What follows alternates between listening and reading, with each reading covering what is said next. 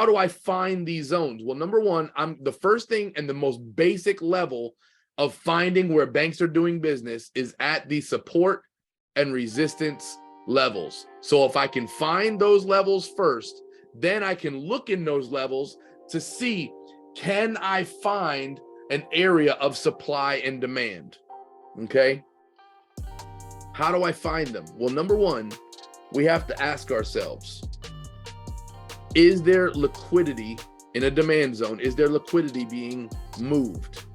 In a supply zone, is there supply being dumped? Okay. We find that by looking for good, strong wicks. So when we see this, you know, I don't really see at that level where there's like this big rejection. So really, I just call that resistance. I don't call that supply. Even though it might be at a supply zone, I'd have to look left. I'd have to look previous to find that. But this in and of itself does not indicate supply. This touch, yeah, it's got a little bit of a wick on there, but that in and of itself does not indicate supply because we do not see a dump. We see a test. There is a difference between a test and a supply dump, okay? When we come back down here, I'm talking about this one and this one, Blondell. These ones here. Now, when we get to this one here, now I'm asking myself, wait a minute. There was just a big push down and a big liquidity grab down here. Now look at this bottom. You see how price is just booming, and then just suddenly comes to a screaming halt or a screeching halt, whatever they call that. And then you start to see wick. What is that telling you? It's telling you, it's telling you that the sellers are dumping. The sellers are dumping. There's a liquidity grab going on. The sellers are making money right now. The sellers are making money at that low price. They're dumping what they have. Liquidity is being grabbed, and the buyers are gathering up as much money as they can before another push up. That rejection shows that it's a strong area. So when we see that, what happens? Price comes back up, retests it. That same thing that's happening, retest, and at the same retest level, what do we see?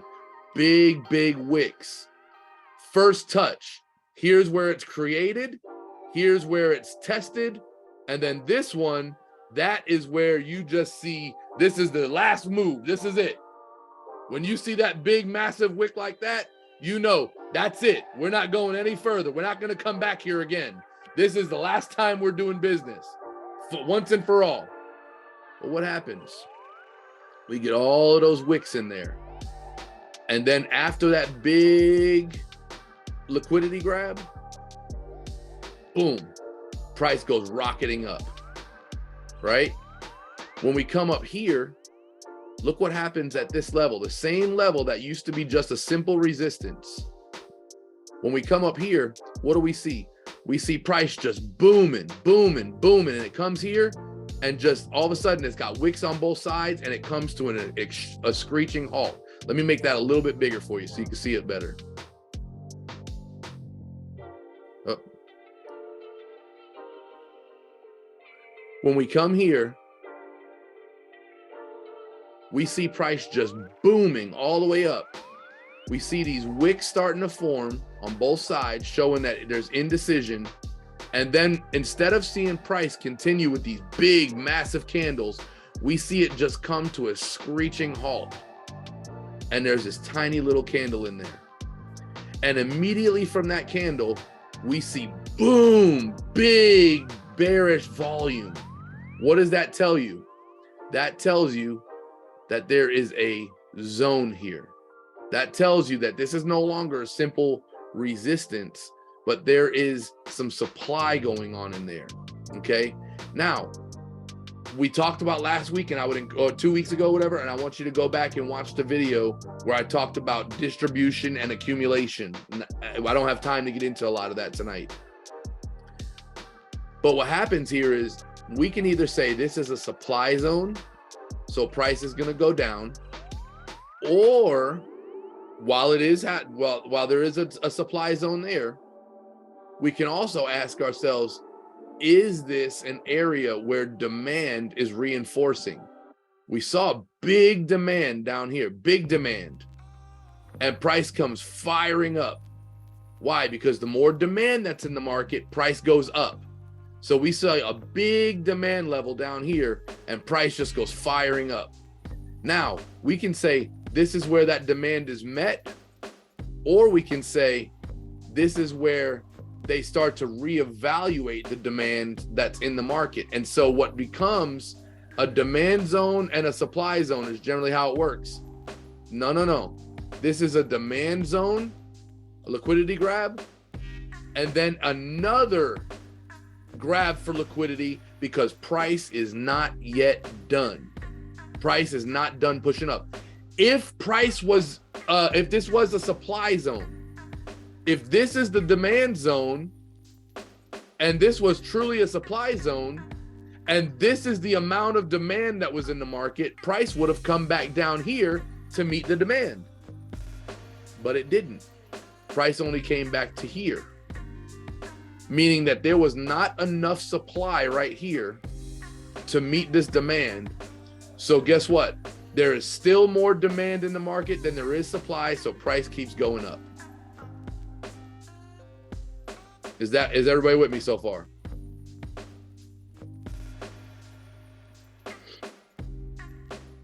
Now, so that pushes us through.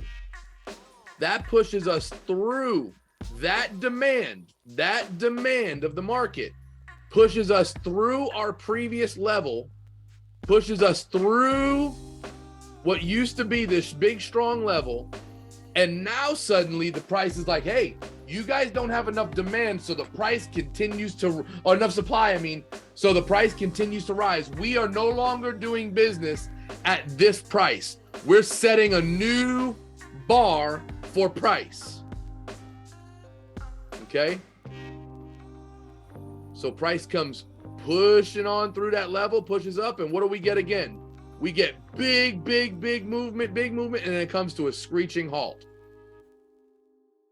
Now, you would ask yourself, if this is it, this demand was still not yet met. So if this demand was met at here, if this was the supply grab that was going to fill that void.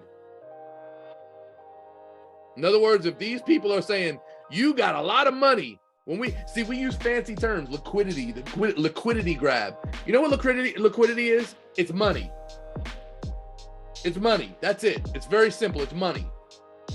So when the sellers say, oh, wow, these folks have got a lot of money.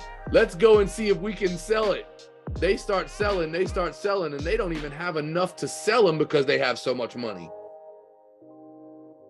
So the demand was not met. So what happens? As the supply is dumped, what happens? That same area where we saw an accumulation that was not enough becomes an area of redistribution. We start gathering liquidity at this area, and the buyers are saying, you know what? We're going to push this thing as high as we can get it. We're going to buy and buy and buy because we believe that eventually price has got to come back down to here. Eventually, price has got to come back down. And so I'm going to buy because I know at some point they're going to sell. And when they do, I'm going to have all of this stuff up here to sell them. Is everybody with me so far? So the next step, we ask ourselves, How do we find these areas? Now I could go back and do it on all of these, but I'm going to show you the one that's pertinent to the current market. We come here, we spread it out a little bit. Oh, I did it again. Spread it out a little bit. And we look and we see bearish movement, bear, bear, bear, bear, bear, big strong bear, dead screeching halt. What do we see? We see big giant wick, rejection, rejection. That tells you this area is being rejected. Where's price gonna go? It has to go up because price is being rejected at that level. It's gonna go up. So now we know price is going to continue up, going up. The buyers at this point are in complete control. The buyers right now are in complete control. And so they start to gather more liquidity to keep more control of the market. The buyers are in control, okay? Now, what do? We come here, let me get rid of this annotation. We drop our first line at the top wick of our rejection candle. We drop our second line, not at the rejection down here. No. We drop our second line at where price showed us direction. Where was that? At the bottom of our volume candle. So the top of the rejection and the bottom of the volume, right there. That gives us our demand zone. Now, what happens? Price is going to push from there. If this is the new demand zone, then at some point, price has to come, and at very minimum, we know it wants to go all the way back down eventually. But if it's going to get down here, it has to at least meet this demand first. I can't meet this big demand if I can't even meet this little demand. So what am I looking for? Simple. I'm looking for price to come and retest this level. I look back, same thing I do at the bottom, I do at the top, okay?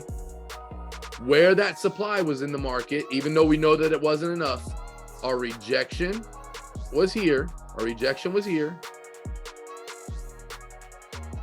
Our volume came in here. There we go. There is our supply level. So now we're waiting for price to come back, retest this area, and when it does, it will likely come up here and meet where the sellers are. We're going to gather more liquidity, and we're going to go and meet the sellers at that high price, because the buyers are not buying just to buy. The buyers are buying to become sellers. Does that make sense to everybody? The buyers are buying so they can become sellers up here. Buy low, sell high. Okay? At that point, once we see that, we generally, the sellers may come into the market and it may end up coming back down. Who knows? If it does, what do we get? We get a double top. Very simple. We get a double top. This becomes our neckline, shows you that the second touch was a break. There's your neckline break. Boom, goes all the way back down to demand. Easy money. Okay? If it doesn't, if it comes back here and rejects up here, what do we got? Well, guess what? We just simply have a rally, base, rally. That's it. That's it. That's it. We don't have to make it more complicated than it needs to be. It's just simple. Where banks do business, I want to do business. Do I want to buy or sell where price is currently right now?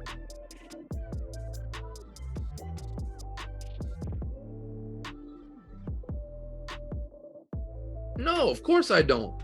Why? Because I'm in the middle. I have no idea where price is going to go. It may come back up here and test this top before coming back down. I don't know.